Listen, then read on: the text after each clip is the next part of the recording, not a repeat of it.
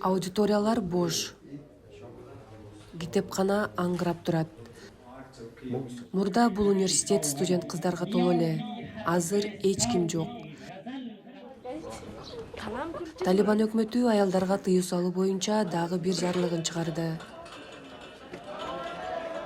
Менин иштөөгө укугум I жок. don't have the right for existence. Жашоого укугум жок. Аял болуу мындан ары кылмыш болуп калды. Anymore. It's a crime. Найла Мирзанын диплом алуусуна бир нече жума калган болчу. Бирок окууга тыюу салынып, ал ала албай калды. Suddenly everything changed just in a matter of. Бир күндө эле капысынан баары өзгөрдү.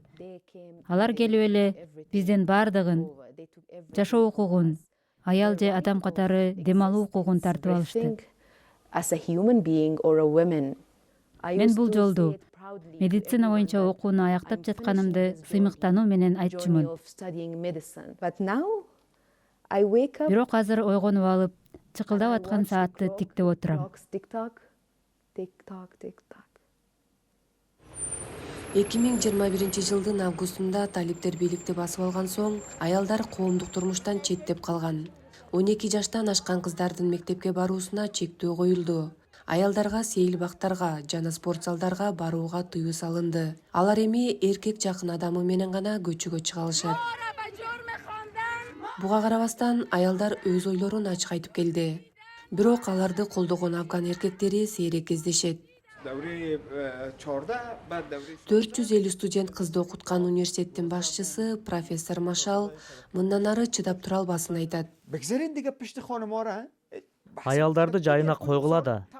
Акыркы 1,5 жылда алардын бардык саясаты аялдарды чүңкөөгө, кыздардын мектебин чектөөгө багытталды. Чечилиши керек болгон башка чоң маселелер турат.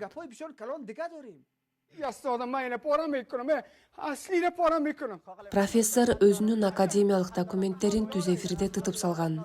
Мындай сейрек баш ийбестик аракети социалдык медиада желдей тараган. Ал эркектер кайда деп суроо салат. Мен аталарды кыздардын колунан жетелеп, дарбазасы жабык болсо да, уруксат берилбесе да мектепке алып барууга үндөйм. Алар күн сайын ушинтиши керек. Бул алардын эркек экенин далилдеш үчүн кылган эң аз аракети болот. Мында жаңы бийликти сындагандардын көбү камакка алынат. Менин бул аракеттерим кооптуу экенин билем. Күндө эртең менен апам менен, аялым менен коштошуп атып, кайрылып келбей калышы мүмкүн экенин айтам. Бирок мен 20 миллион афган кыз келиндери үчүн өз өмүрүмдү курмандыкка чалууга даярмын. Мен жасаган ар бир интервьюда Найла өз укуктары үчүн күрөшүүнү улантаарын айтып келген. Бирок бул анын өлкөдөн кетип жаткандагы сүрөтү. It's over for me. Мен үчүн баары бүттү. Бул жерде калуу менен өлүп калуу бир эле нерсе. Чектөөлөр убактылуу дейт Талибан өкмөтү. Алар шариатка шайкеш келген исламдык окуу чөйрөсүн түзүүгө аракет кылып жатабыз деп айтып келишет.